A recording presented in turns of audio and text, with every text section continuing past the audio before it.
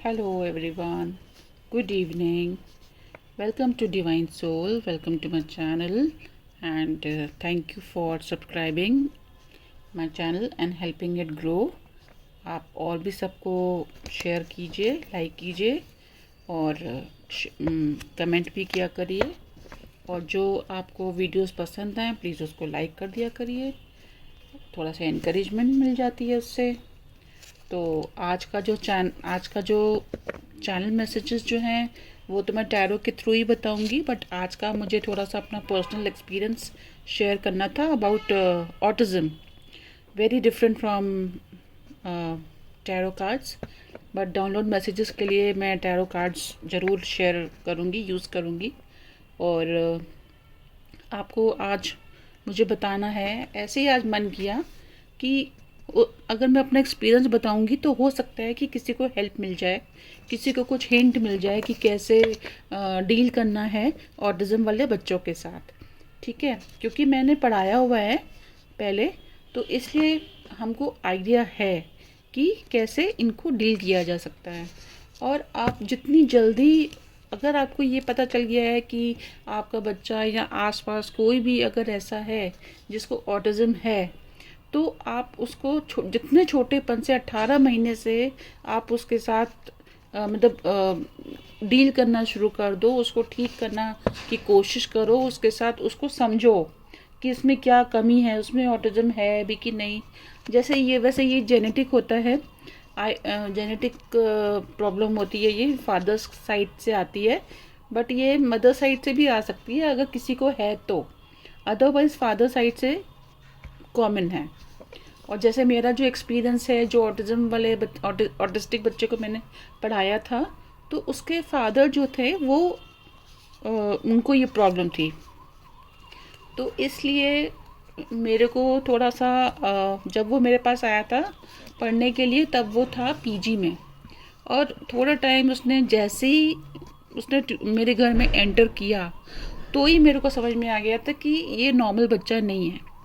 तो देखिए, मैंने टॉपिक पे ना डायरेक्ट में आ गई हूँ क्योंकि ये थोड़ा सा लेंदी भी हो सकता है, तो इसलिए तो मैंने सोचा कि पहले इसके बारे में आपको थोड़ा बता दूँ, अपने एक्सपीरियंस के बारे में, और फिर हम लोग थोड़ा सा डिटेल में बात करेंगे। साथ में टैरो कार्ड से हम लोग डाउनलोड मैसेजेस लेंगे और साथ में थोड़ा आपको इसके बारे में बताएंगे कि अगर आपकी लाइफ में अगर कोई ऐसे आ जाए या आपके आसपास कोई हो तो आप कैसे उसके साथ डील कर सकते हैं।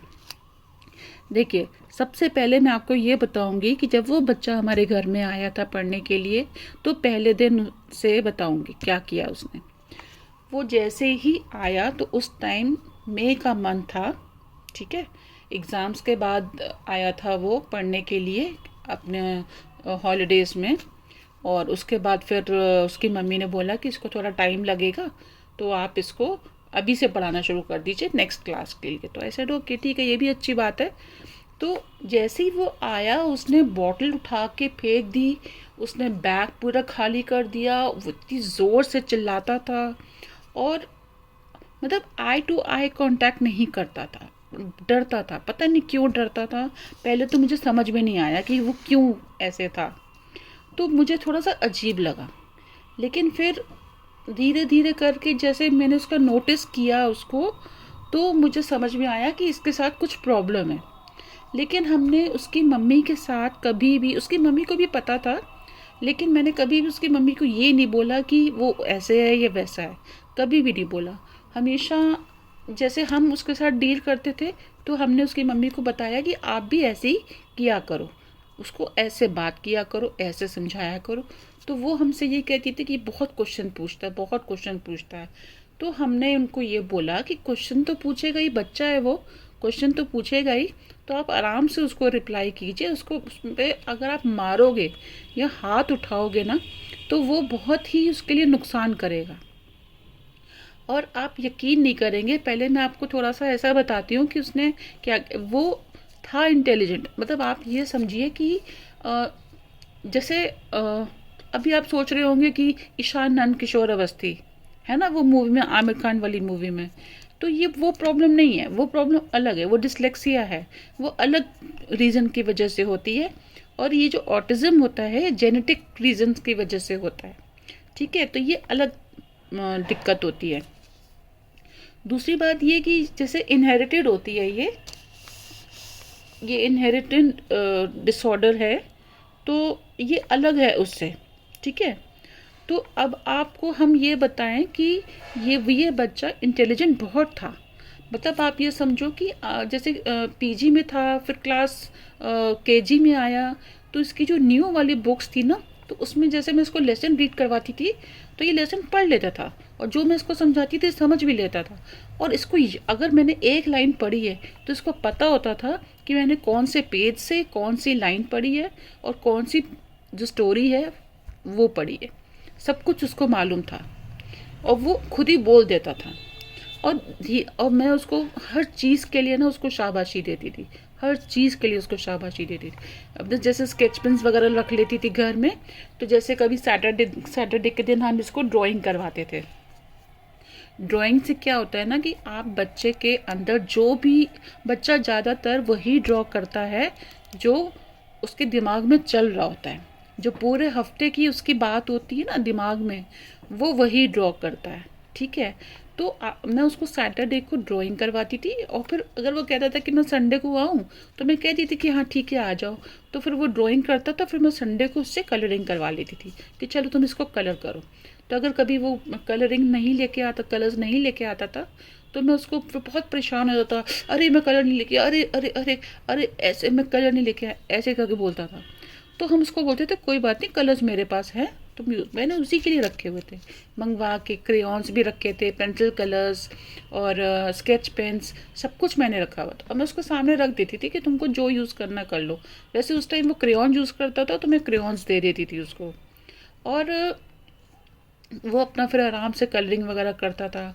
और आप यकीन नहीं करेंगे, एक बारी सैटरडे को उसने जो ड्रॉ किया, उसने ड्रॉ किया जैसे बारिश हो रही है, ठीक है, बारिश हो रही है, और कहीं पर जैसे कोई इंसान जो है कोई इलेक्ट्रिकल अप्लायंस छू रहा है, और उसने जो उसको करंट लग रहा है, और वो करंट उसको जो लग रहा है, वो ड्राइंग जो उसने करी है ना, जैसे जिगजैग वाली होती है ना ड्राइंग की, उसको करंट लग रहा है, बाल खड़े हो रहे हैं, मतलब बिल्कुल उसने वैसे ही ड्रॉ किया था। वो ड्राइंग मैंने उसकी मम्मी को दिखाई। हमने कहा कि आप ये देख लीजिए, और ये देखिए किस इसका दिमाग कितना तेज़ है। अगर आप इसको प्यार से टैकल करोगे और बहुत जल्दी ये ठीक हो जाएगा। 6 साल तक थोड़ा सा अगर आप 18 महीने में आपको ये समझ में आ गया है कि ये बच्चे को ऑटिज्म है, तो आप 18 महीने से उसको धीरे धीरे धीरे करके उसको आप 6 साल तक की आप उसको ठीक कर सकते हो काफ़ी हद तक। मतलब इतना नहीं कि बहुत प्रोफेशनल पढ़ाई करने लग जाएगा एकदम से, मतलब वैसे नहीं, लेकिन हाँ टाइम लगेगा, लेकिन प्यार से, काइंडली, सॉफ्टली, धीमी आवाज़ में, बिना मारे, बिना थप्पड़ दिखाए, ऐसे आपको बच्चे को बड़ा करना पड़ेगा। अच्छा, तो फिर क्या होता था कि जब हम उसको ड्राइंग करवाते थे तो वो ऐसी ऐसी ड्राइंग करता था, और फिर वो संडे को हम उसे कलरिंग करवाते थे, और वो कलरिंग जब करता था तो इतनी सुंदर कलरिंग करता था। कभी कभी थोड़ा बाहर आ जाता था कलर तो थोड़ा परेशान होता था, बट अदरवाइज उसको मालूम था कौन सी चीज़ किस कलर की होती। जैसे करंट का था तो वो ब्लैक कलर का जिगजैग करता था। जैसे उसके घर में फ्रिज वाइट कलर का था और उसमें ब्लैक लाइन थी, पहले की बात है। तो उसने वहाँ पे ऊपर लिखा गोदरेज, ऐसे करके उसने लिखा गोदरेज, और जैसे भी लिखा मतलब थोड़ा सा बड़ा उसने लिखा उसने, और फिर उसके बाद उसने उसको वैसे ही छोड़ दिया। तो हमने कहा ये क्यों छोड़ दिया? कहता मेरा वाइट कलर का फ्रिज है। ऐसे ओके चलो ठीक है, वेरी गुड, बहुत होशियार हो। तो ऐसे करके मैं उसको किया तो इतना खुश हो गया। और फिर उसके बाद पूरा हफ्ता उसने बहुत अच्छे से पढ़ाई करी, और आप यकीन नहीं करेंगे बिल्कुल भी कि जब वो आया था ना, तो घर में ऊपर नीचे सबको पता चल जाता था कि भाई ये बच्चा पढ़ने आया है। और धीरे धीरे करते करते करते करते 1 महीना बस निकला होगा, उसके बाद वो आता था, पढ़ता था, चला जाता था। किसी को भी पता नहीं चलता था कि ये बच्चा आया। सब हमसे पूछते थे कि आज वो बच्चा नहीं आ रहा आजकल, तो हम उसको कहते थे नहीं आया, पढ़ के चला गया। कहते अब तो पता ही नहीं चलता। तो इस तरीके से आपको उस बच्चे को बिल्कुल बहुत ही आराम से काइंडली बात करके उसको टैकल करना है उसके साथ। टैकल इन द सेंस कि उसको वैसे समझाना है, उसको समझना है। आप उसको समझाओगे बाद में, उसको समझना पहले पड़ेगा आपको। जब आप उसको एक बारी समझ जाओगे ना, तब आप उसी के हिसाब से जैसे आपने मैनेज किया तो वो ठीक भी हो जाएगा, ऐसी बात नहीं है। और दूसरी चीज़ ये कि वो बच्चा क्या करता था कि जैसे रीडिंग वगैरह कर ली। अच्छा, एक एक इंसिडेंट और ऐसे हुआ था इंटरेस्टिंग सा, वो मैं आपको बताती हूँ। जैसे एक बारी वो बच्चा आया, उसका पढ़ने का मन नहीं था, शायद उसकी मम्मी ने पिकनिक वगैरह पे जाना था या उसने बर्थडे में जाना था, कोई बर्थडे पार्टी में।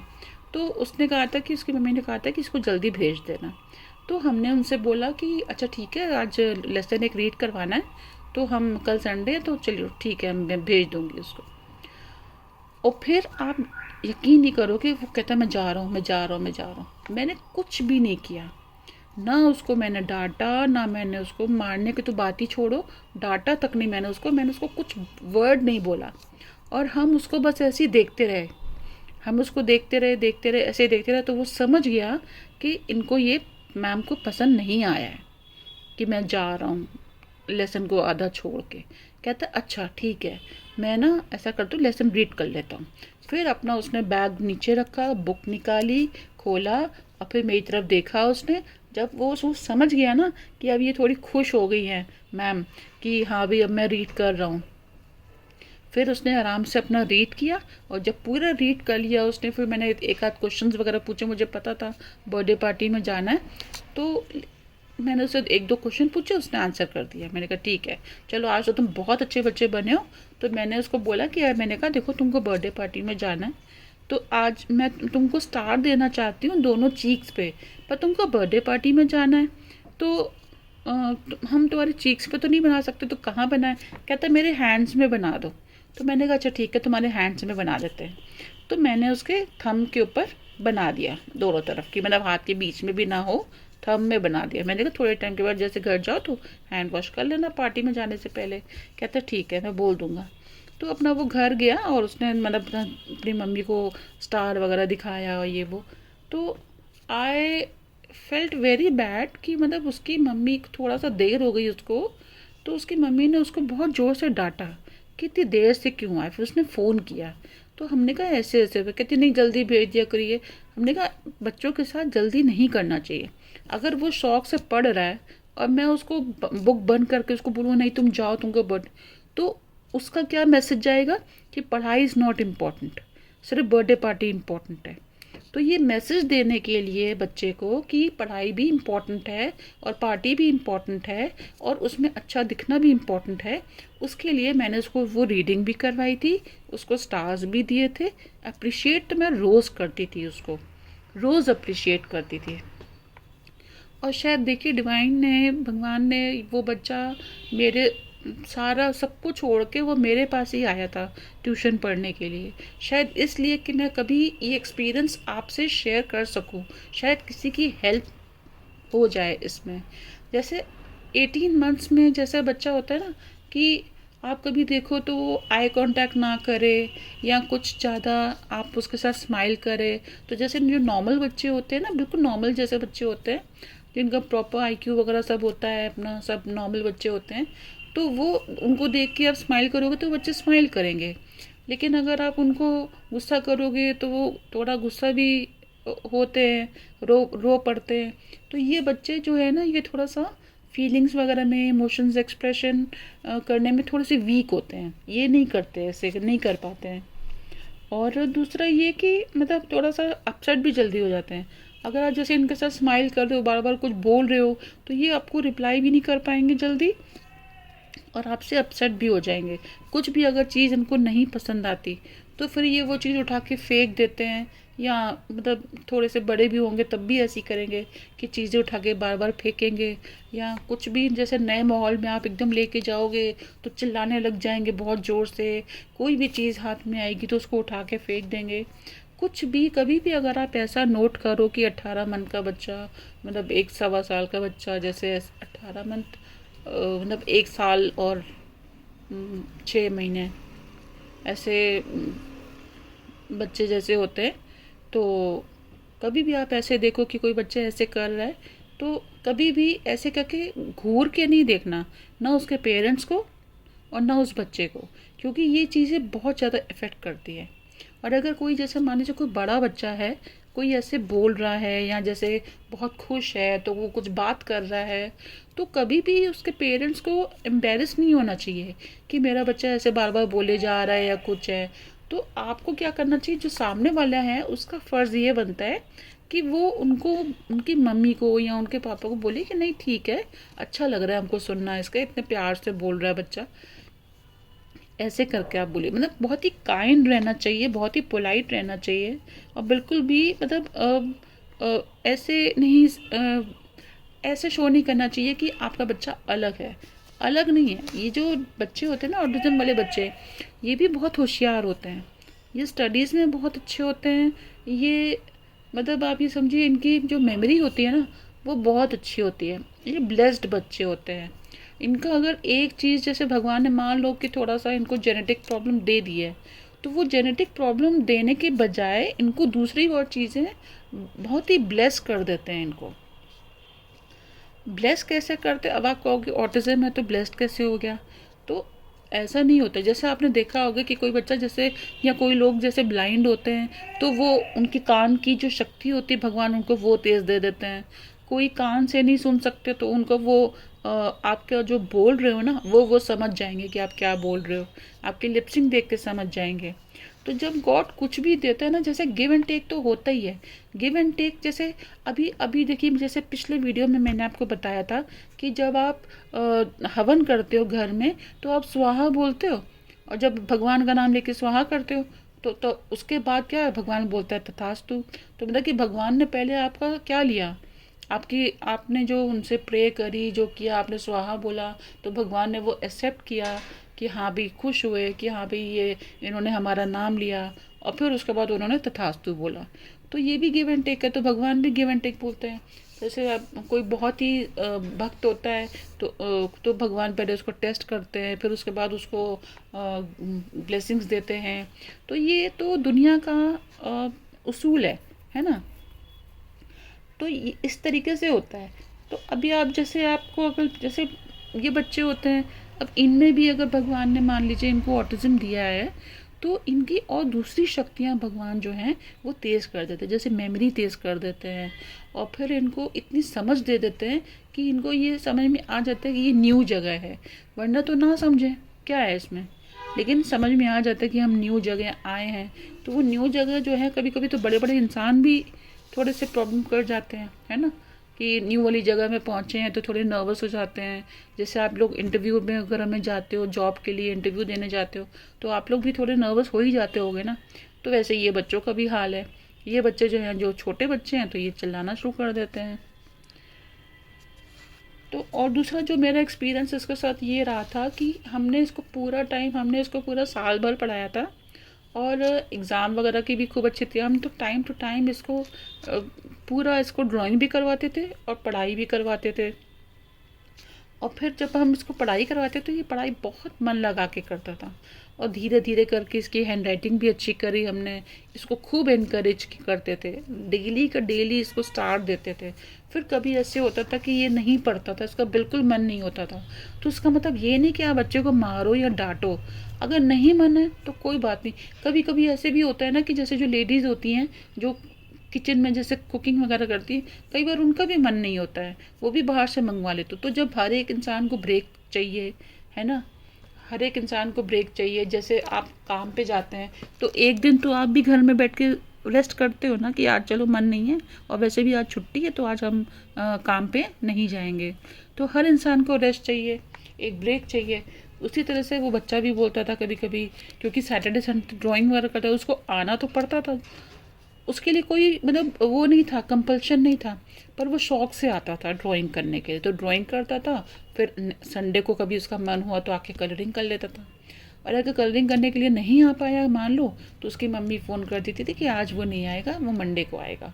वो अपनी मम्मी के पीछे पड़ जाता था, मैम को अभी बोलो मैम वेट करेंगी, मैम को अभी बोलो मैम वेट करेंगी। फिर वो उसके सामने फ़ोन करती थी कि मैम ये आज नहीं आएगा, तो ये मंडे को कलरिंग करेगा। तो हम बोलते थे ठीक है, मंडे को कलरिंग करेगा तो तब तक हम इसके लिए और एक सरप्राइज़ रेडी करके रखेंगे। और फिर क्या होता था कि फिर ये आता था मंडे को, जब आता था पढ़ने के लिए, तो ये कहता था क्या सरप्राइज़ है, क्या सरप्राइज़ है। फिर मैं इसको कुछ ना कुछ ड्राइंग के लिए कुछ अलग सी चीज़ दे देती थी। जैसे मान लीजिए कि जैसे इसको कार वगैरह का बहुत शौक था, तो मैं कार ड्रॉ करके रखती थी उसके लिए। तो उसको बोलती थी मुझे नहीं पता कि ये कौन सी कार है, लेकिन तुमको ये कलर करना है और तुम मुझे बताना है कि ये कौन सी कार है। तो फिर वो मुझे बताता था, कलर कर लेता था जो भी इसका मन होता था, कलरिंग करके ऊपर नाम लिख देता था कार की। कहता था अरे मैम ये वाली कार है। उसको मतलब सारी नॉलेज थी, उसको जहान भर की उसको नॉलेज थी। सिर्फ ये था कि वो आई कांटेक्ट नहीं कर पाता था मुझसे। मतलब जैसे जब नया नया आया था तब इसको प्रॉब्लम होती थी, लेकिन समझता, बात थोड़ी देर से समझता था। लेकिन पढ़ते पढ़ते पढ़ते पढ़ते जब बच्चे को एक विश्वास हो जाता है ना कि यहाँ से हमको मार नहीं पड़ेगी, तब ना डांट पिटेगी, तब वो बच्चा जो है वहाँ पर सेट होना शुरू हो जाता है। फिर वो अच्छे से अपना काम करता है, शांति से अपना काम करता है। तो एक ये तरीका है कि आप बच्चे को अच्छे से प्यार से उसको मैनेज करें, उसको समझाएं। उससे कोई गलती हो जाए ना तो डांटने और मारने के बजाय या टॉन्ट मारने के बजाय कि तुमने क्या किया, ऐसे वैसे ये वो, बोलो कोई बात नहीं, ये किसी से भी हो सकता है, अभी हम साफ कर देते हैं, कोई बात नहीं, ऐसे। तो जैसे जब वो आता था ना तो हमारे यहाँ आता था, जैसे पानी फेंक देता था तो हम उसको कुछ नहीं कहते थे, तो उसको उसके घर में उसको बहुत डांट पिटती थी, बहुत मार पिटती थी। तो वो जब उसने आया ना तो उसने पहले दिन पानी फेंक दिया, हमने कुछ भी नहीं बोला, हम ऐसे ही खड़े रहे, उसको देखते रहे कि मतलब क्या कर रहा है ये, क्या बोलेगा आगे, रिएक्शन। तो उसने कुछ नहीं किया। उसने फिर थोड़ी देर देखता रहा मुझे, फिर कहता है ओह अब तो यहाँ पे कोई फिसल जाएगा। तो हमने कहा कोई बात नहीं, हम साफ़ कर देंगे, ऐसा कुछ नहीं है। तुमने आज पढ़ाई करनी है? तो कहता है नहीं आज हमको पढ़ाई नहीं करनी। मैंने ड्राइंग करोगे? कहता है हाँ ड्राइंग करेंगे। हमने कहा ठीक है, ड्राइंग कॉपी है? कहता है नहीं। तो फिर मैंने उसको एक शीट दी ड्रॉ करने के लिए। हमने कहा तुम पेंसिल से ड्रॉ करो, फिर कलर हम तुमको दे देंगे। कहते हैं कलर आपके पास हैं? मैंने कहा हाँ, हमने तुम्हारे लिए मंगवाए थे। हालांकि कलर्स रखे हुए थे मेरे पास पहले से ही, क्योंकि और भी बच्चे आते थे तो मैं उनको कलरिंग करवाती थी। लेकिन इसको मैंने इम्पोर्टेंस दी।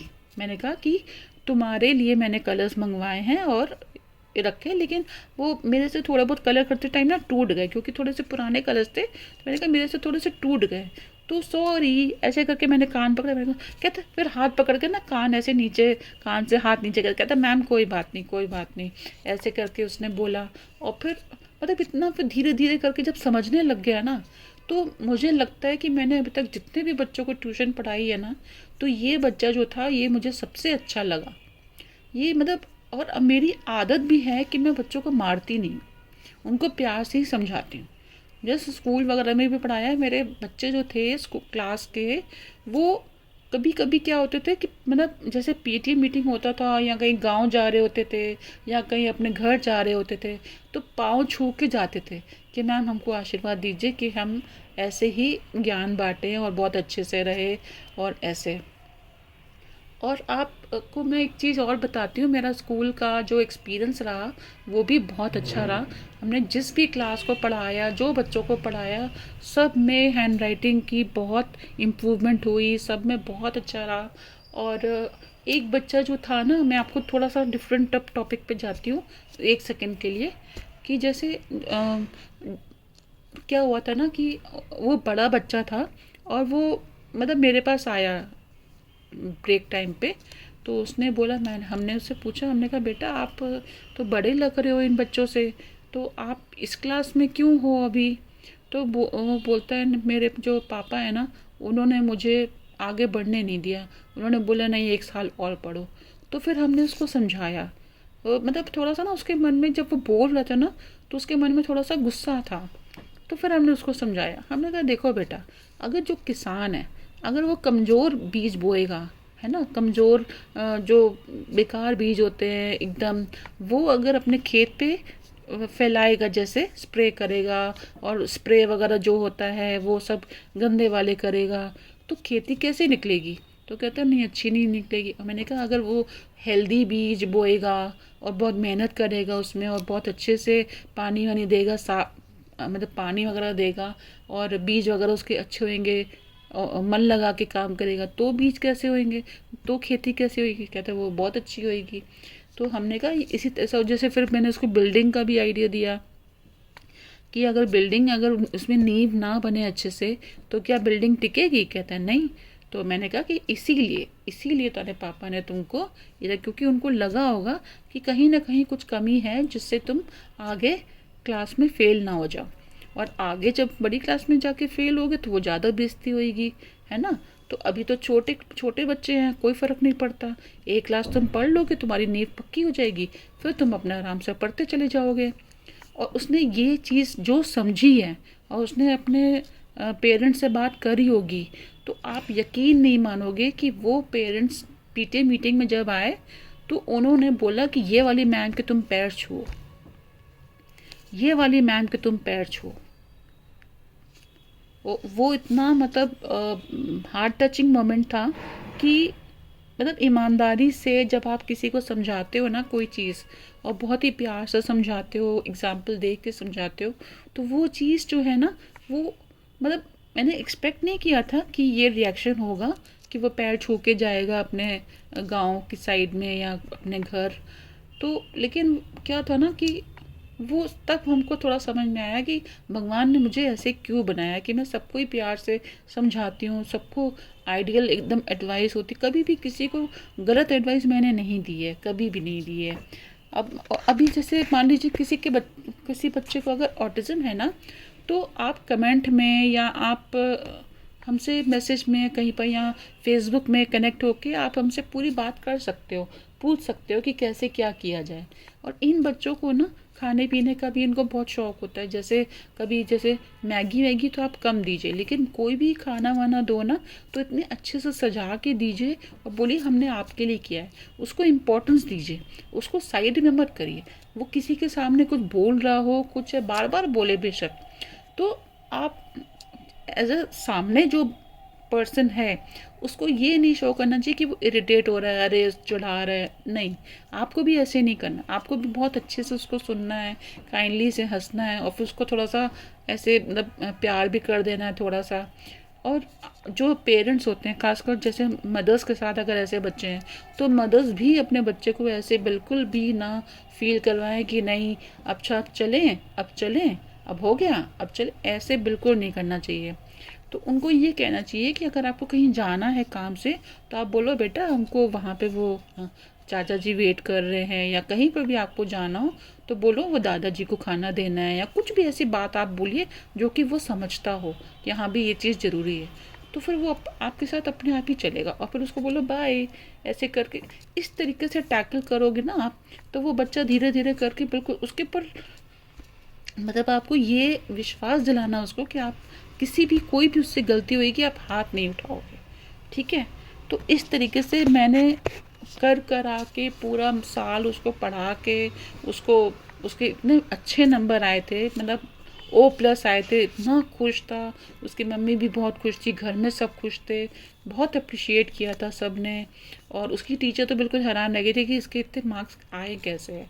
तो हमने कहा नहीं बताना नहीं, बोलना कि इसने टीचरों के सामने बोलना कि इसने खुद पढ़ा है, खुद इसने बहुत मेहनत करी है। और जब उन्होंने यही चीज़ बोली ना तो वो बहुत खुश हुआ था, और फिर वो आया भी था मेरे पास कि मैम देखिए ये नंबर आए अपनी मम्मी के साथ। तो मैंने कहा अरे वाह, ये तो वो कहती हैं आपने बहुत मेहनत करी। तो फिर कहता है नहीं मम्मी आपने तो मैम को बोला था ना कि मैंने मेहनत करी है। मैंने कहा हाँ मेहनत तो सारी इसने करी है, स्कूल में जाके लिखा भी इसने है, तो मेहनत तो उसकी हुई, हमने थोड़ी ना कुछ लिखा है उसमें एग्ज़ाम में। तो आपको क्या करना है कि आपको बस उसके साथ ऐसे बच्चों के साथ ऐसे पेरेंट्स के साथ पोलाइट रहना है, काइंड रहना है, सॉफ्ट वॉइस में बात करनी है, उनको समझना है, उनको इम्पोर्टेंस देनी है, और हमेशा मतलब उनको अच्छा आशीर्वाद दीजिए कि मतलब अच्छा, ऐसा नहीं कि जल्दी ठीक हो जाए कुछ नहीं, ऐसा आशीर्वाद बिल्कुल मत दीजिए। ऐसा आशीर्वाद दीजिए कि तुम खूब बड़े पढ़ लिख के बड़े हो जाओ, तुमको हम खूब, जब हम नेक्स्ट आएंगे तो हम तुम्हारे लिए ड्राइंग कॉपी लिख के आएंगे, या हम तुम्हारे लिए जो भी उसका शौक़ है, मान लीजिए म्यूज़िक का शौक़ है तो आप उसको बोलो कि अच्छा हम तुम्हें बहुत अच्छा एक गाना तुम्हें सिखाएंगे जब हम आएंगे। तो ऐसे करके जो उसके शौक़ हैं उस शौक़ के हिसाब से आपको उसको बात करनी है उससे, और अच्छे से बात करनी है। और पेरेंट्स प्लीज़ आप बिल्कुल ये मत सोचिए कि बच्चा ऐसा है तो हम क्या करें, पब्लिक में कैसे जाएं, बाहर इसको लेके कैसे जाएं। बेझिझक आप जाइए और आराम से रहिए। अगर कोई हंस भी देता है ना, तो उसको ये समझिए कि वो नासमझ है, उसको कोई समझ नहीं है, उसको भगवान ने समझ नहीं दी है। लेकिन आप अपने बच्चे को लेके जाइए, अगर आप उसको घर में बिठाएंगे ना, तो वो बिल्कुल भी सोशल नहीं होएगा। तो इसलिए उसको लेके जाइए बाहर, उसको घुमाइए, उसको मतलब आप ये बच्चों की तरह मत करिए, उसको ये समझाइए कि देखो ये जो फ्लावर है इसमें ये पेटल्स होती हैं, और ऐसे करके, और ये ग्रीन लीव्स हैं, इसमें क्लोरोफिल होती है। जैसे मान लीजिए 2-3 साल का भी बच्चा हो ना, तो भी आजकल बच्चे बहुत स्मार्ट हैं। तो आप इस तरह से करके, जैसे हम लोग ने जो नॉलेज गेन करी है, वही नॉलेज थोड़ी थोड़ी थोड़ी थोड़ी करके जनरल वे में और बिल्कुल सिंपल वे में अगर आप बच्चे को पूछोगे ना, जैसे खाली बैठे हुए हैं, आप ये बोलो कि जैसे गर्मियों का टाइम है, ठीक है, अब आपने क्या किया, आपके पास पानी की बॉटल है या कहीं से भी पानी आप ले आए, तो मिट्टी जो पत्थर वाली ज़मीन होती है उसमें थोड़ा सा पानी डाल दीजिए। अब आप उससे पूछिए, अच्छा बताओ ये सूखेगा कि नहीं सूखेगा, कितनी देर में सूखेगा। तो वो कहेगा कि जल्दी सूख जाएगा। और फिर अगर फिर आप कहना, नहीं जल्दी नहीं सूखेगा, जल्दी कैसे सूखेगा, अच्छा मुझे बताओ जल्दी कैसे सूखेगा। तो फिर वो जब आपको रीज़न अगर बता देता, आप उसको खूब तारीफ़ करो, फिर उसको कुछ गिफ्ट दो, एक छोटी सी उसको गिफ्ट दो अच्छे से पैक करके घर में जाके। या फिर जैसे अगर उसको आइसक्रीम पसंद है तो आइसक्रीम दे दी कि ये आपके लिए गिफ्ट है, जो आपने अच्छा आंसर दिया था उसके लिए। तो आप समझ रहे हो ना, मतलब इस तरीके से आपको उन बच्चों के साथ टैकल करना है, ठीक है। अच्छा, अब ये थोड़े से कार्ड्स ले लेते हैं, थोड़ा सा डाउनलोड मैसेजेस वगैरह की वजह से। ये मैंने आपको ना अपना एक्सपीरियंस बताया कि मतलब आप किस तरीके से ऐसे बच्चों के साथ आपको रहना चाहिए। इनको अलग नहीं शो करवाना चाहिए, बिल्कुल भी अलग नहीं शो करवाना चाहिए। और ना इनको ये इनके पेरेंट्स को ऐसे आपको बोल के कुछ उनको एम्बेरस करवाना चाहिए, बहुत गलत हो जाएगा। आपको भगवान आपकी सारी ब्लेसिंग्स ना आपसे वापस ले लेगा। तो ये कभी मत करिए कि आप उनको अलग फील करवा रहे हो। हमेशा उनको अपने हिसाब से, उनको अगर आप अपने गेम में या अपने उसमें इंक्लूड कर रहे हो ना, तो उसको ज़्यादा इम्पोर्टेंस दो, उसके ऊपर हंसो कभी नहीं, कभी भी नहीं। क्योंकि गॉड आपसे ना सारी ब्लेसिंग्स वापस ले लेंगे, ये मैं आपको बता रही हूँ। क्योंकि ये गॉड की तरफ से ही होता है ना, जेनेटिक जो होता है वो तो गॉड की तरफ से ही होता है, डीएनए वगैरह सब सब गॉड की तरफ से ही होता है। तो पहला कार्ड है, शेक हो गया, शफल हो गया, okay. First card is 7 of swords, second card is 2 of cups, third card जो है वो है 6 ऑफ कप्स, ओके नाइस। देखिए इसे मैं आपको इन कार्ड्स के अकॉर्डिंग भी थोड़ा सा बता देती हूँ। आज डाउनलोड मैसेजेस अभी सिर्फ यही हैं, इसी के रिलेटेड हैं।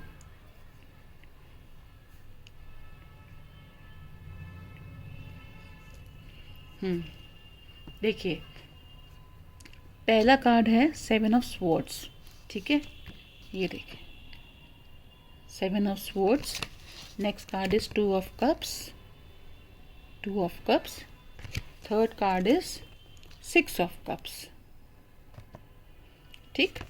चलो अब इससे मैसेज हम आपको बताते हैं कि देखिए पहले आपको, जैसे पहले जो ऐसे पेरेंट्स होते हैं, जैसे मैं इसी टॉपिक पे लेके रीडिंग कर रही हूँ कि जो पेरेंट्स थे पहले, जिनको नहीं मालूम था कि उनका बच्चा डिसलेक्स मतलब उसको ऑटिज्म है, तो वो क्या करते थे कि मतलब जैसे उनको लगता था कि अरे हमने इतनी पूजा पाठ करी और भगवान ने हमको ऐसा बच्चा दिया, ठीक है।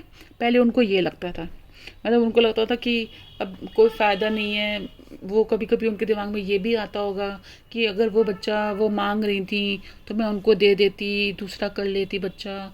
या अगर जैसे उनको ये लगता हो कि ना लेके आते हॉस्पिटल से, अगर पहले पता होता तो, या उसको कहीं पर बाहर किसी को दे देते, मासी वासी मांग रही थी उनको दे देते, या कोई मांग रहा था तो रिश्तेदार में तो उनको दे देते, तो बात अलग हो जाती, ठीक है।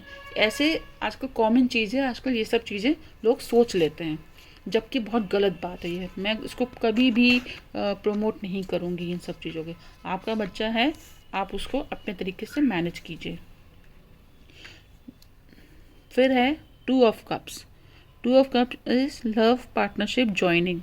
अब देखिए, अब जब माता पिता जो हैं, जब उनको पता है कि ये बच्चा ऐसा है, ठीक है, 18 महीने से पता चलना शुरू हो जाता है कि ये बच्चा जो है हमारा नॉर्मल बच्चा नहीं है, ठीक।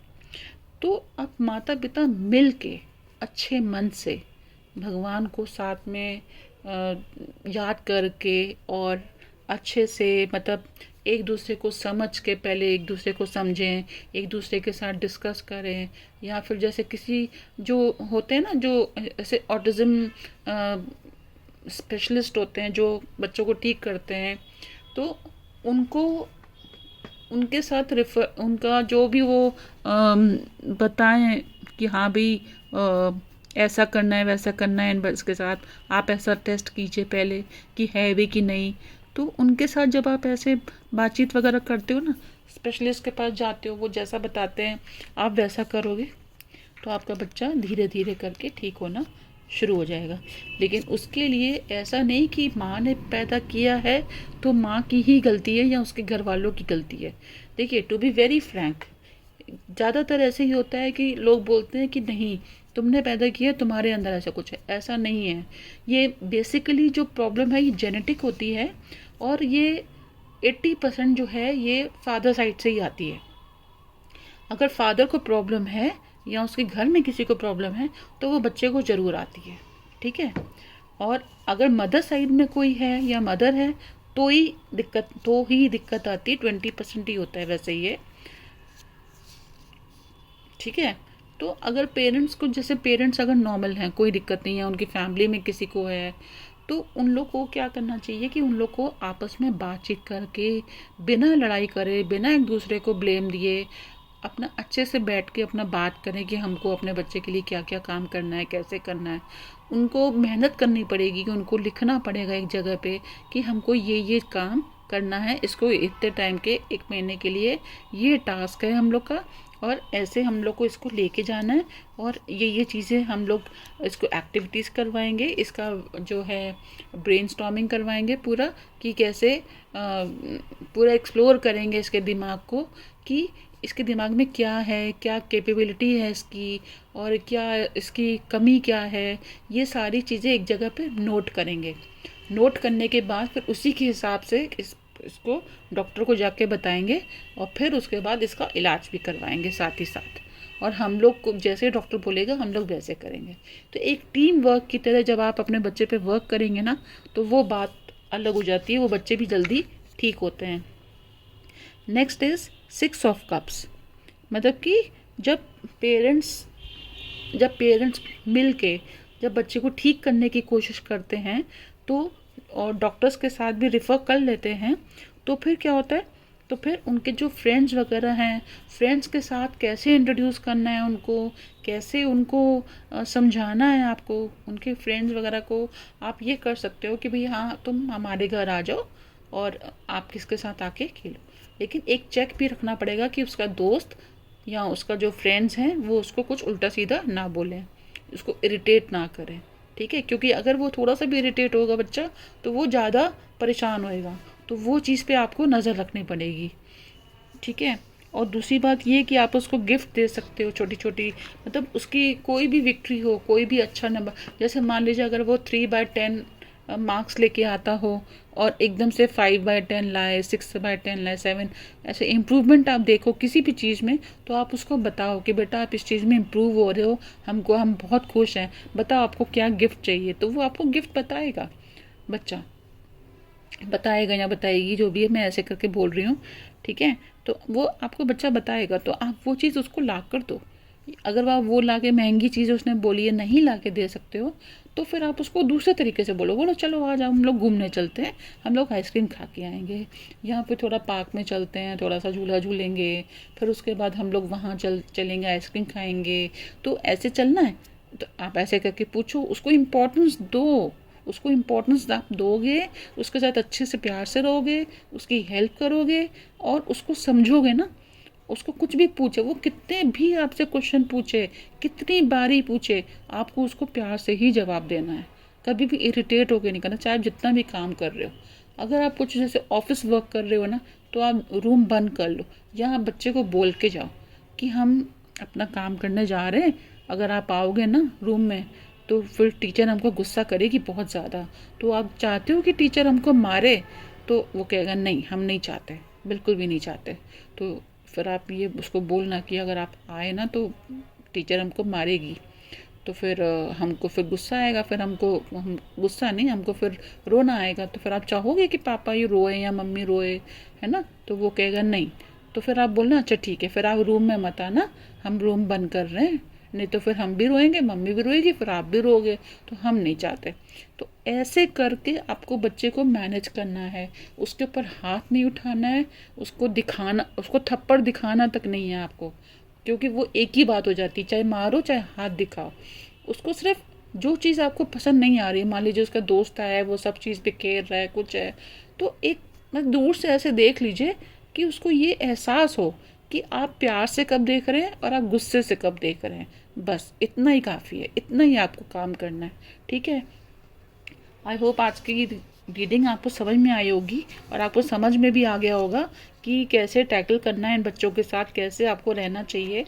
चाहे कोई भी हो, चाहे पेरेंट्स हों, रिलेटिव्स हों, आस पड़ोस हो, या कहीं पर भी आप बच्चा ऐसे देखो तो उसके साथ खूब प्यार से रहो, अच्छे से रहो उसके साथ, मतलब बातें करो उसके साथ, धीरे धीरे करके बात करो। ये नहीं कि एक बार ही में उसने जरा सा कुछ आपको हिट कर दिया या कुछ कर दिया तो फिर आप बिल्कुल दूर हो गए या उल्टा सीधा बोल के निकल गए। नहीं, ऐसा नहीं बोलो, अरे हमको तो लग गई, ऐसे करके ऐसे बोलो, फिर वो खुद ही ठीक हो जाएगा धीरे धीरे करके आपके साथ, आपसे फिर अच्छे फ्रेंडली अपना बात करेगा धीरे धीरे करके, लेकिन टाइम लगेगा, ठीक है। अच्छा, दूसरी चीज़ ये है कि आज की रीडिंग जो है ना थोड़ी सी लंबी हो गई है, वेरी सॉरी फॉर दैट, लेकिन ये सब बताना बहुत ज़रूरी था। अगर आपको लगता है कि ये रीडिंग किसी के काम आएगी तो प्लीज़ उनको शेयर कर दीजिए और फेसबुक में उनको बोलिएगा कनेक्ट करें हमसे, हमसे मैसेज करें। अगर कुछ भी पूछना हो, कुछ भी अगर इश्यूज़ हो, कुछ भी बात करनी हो, नहीं समझ में आ रहा हो, तो जो डेली लाइफ की जो इश्यूज़ होते हैं वो हम उनको बता सकते हैं, समझा सकते हैं।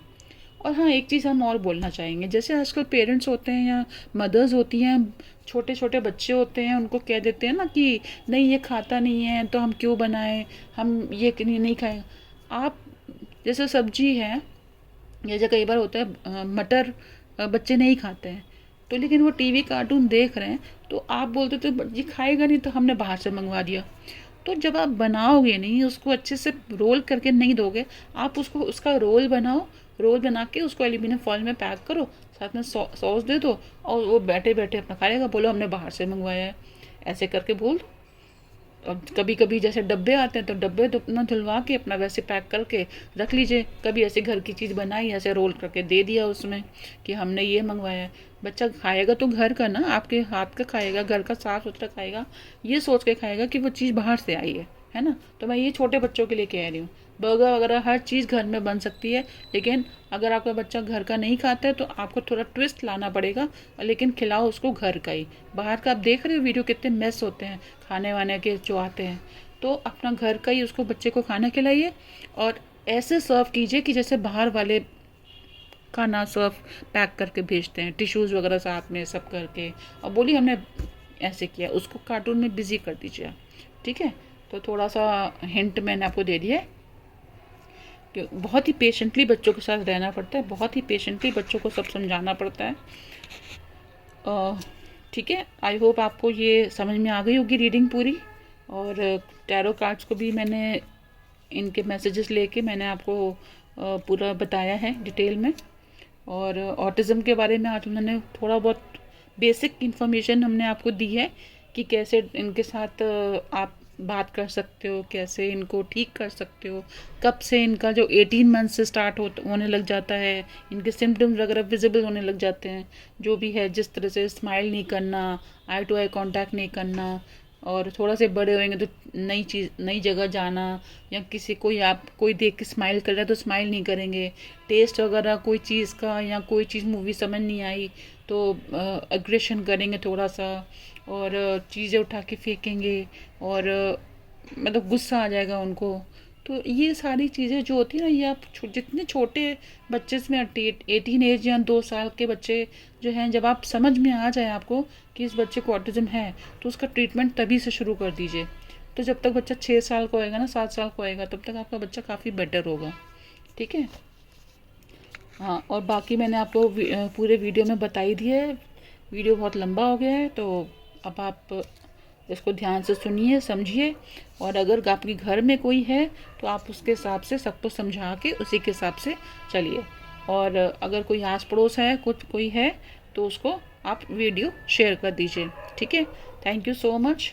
आई होप आपको वीडियो ये समझ में आया होगा, पसंद आया होगा। ऑडियो है ये तो समझ में आया होगा। तो फिर आप लाइक कीजिएगा और चैनल को सब्सक्राइब कीजिएगा।